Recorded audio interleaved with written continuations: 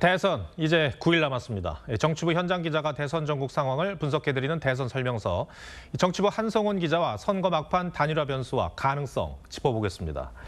물리적인 단일화 시간이 이제 사흘 남았다고 봐야 하는데, 네. 글쎄요, 막판 단일화 가능성 그래도 좀 열려 있는 겁니까?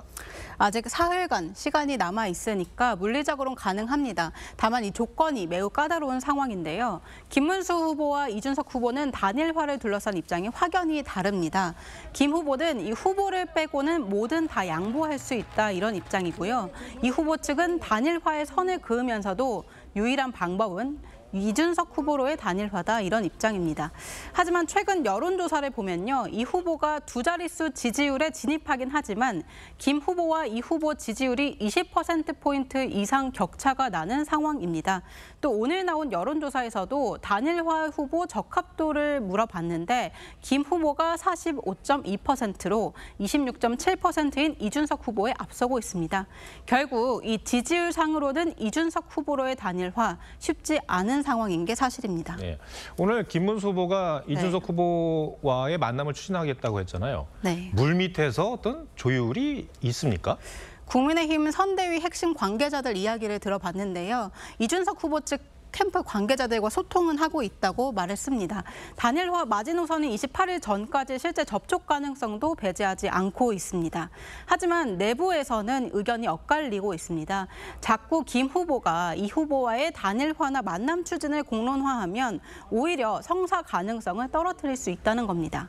민주당 이재명 후보가 두 후보의 단일화를 내란 단일화다 이렇게 비판하고 있는 상황에서 공개적으로 단일화 추진 의지를 강조하는 게 오히려 역으로 작용할 수 있다는 겁니다. 네.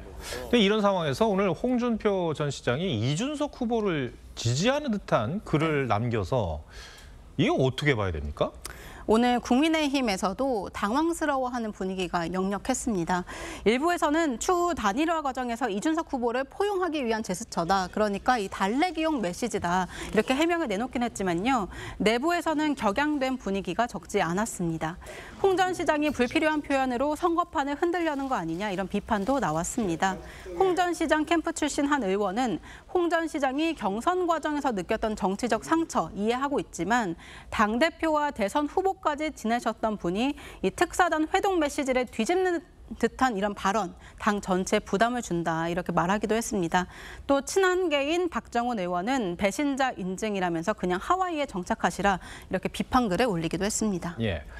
이재명 후보 얘기도 좀 해보죠. 네. 조금 전에도 전해드렸는데 네. 그 이 후보의 그 거북섬 네. 발언 네. 정치권에서 꽤 논란이 되고 있어요. 네, 국민의힘과 이준석 후보 측이 총공세에 나선 모습인데요.